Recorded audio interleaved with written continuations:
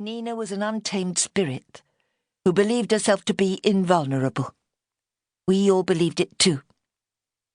The funeral is on Wednesday the 31st of March at High Copse Farmhouse at 12 noon, followed by burial under the great oak tree. Phone Alexis on 01837 565 654 for directions. Bring flowers.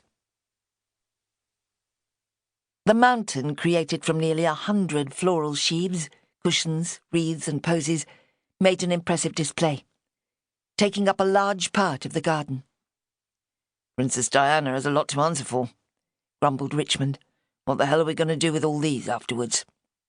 "That doesn't matter," Martha reproached him, softening the words with an affectionate rub just above his elbow. "For now they're wonderful." The lower of the two fields had to be commandeered for car parking, and the hired marquee was not quite roomy enough for everyone to squeeze into. The chipboard coffin, unadorned with false handles or brassy screw-tops, had been painted by Alexis and Clement with abstract red and purple swirls, and rested on trestles at one end of the tent. Outside, it was coldly drizzling, and a slow steam was rising from the warmly dressed people as they crammed together, generating a welter of heat and emotion. Glasses of wine were being issued by 2 village women from a table beside the entrance, but no food was on offer.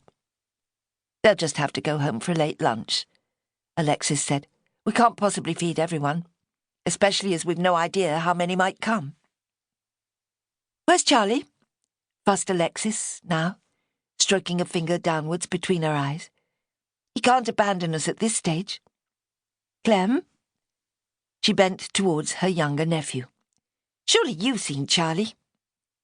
The boy shook his head, then winced as if the movement hurt him. "I always wanted to arrange a funeral like this," sighed Martha. "I thought it would be romantic. It just shows you should be careful what you wish for. It can be so terrible when you get it.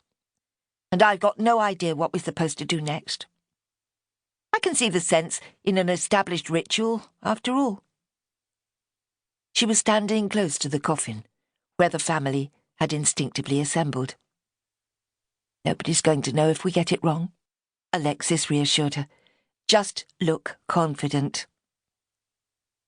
Richmond was in charge of the marquee and had filled a small corner with equipment for music.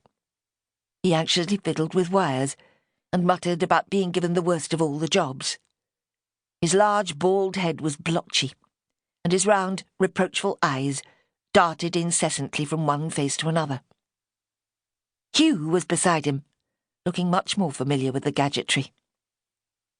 Martha climbed onto the platform they'd erected, almost tripping over her long skirt.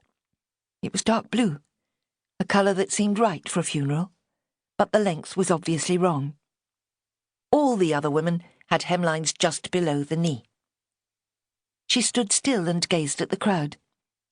People she'd only ever seen in old jeans and anoraks were dressed up in smart clothes, which made them barely recognisable.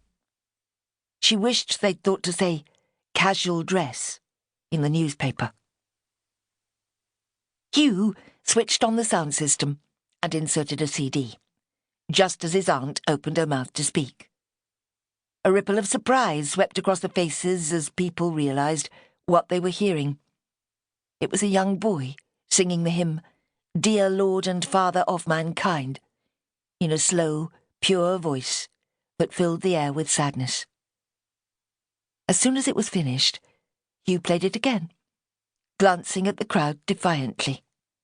There was complete attention as the words began to make sense.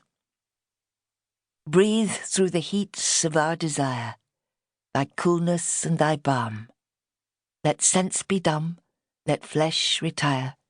Speak through the earthquake, wind and fire, O still small voice of calm." The tent itself seemed to exhale in silent reaction to the hymn. "What are you going to say?"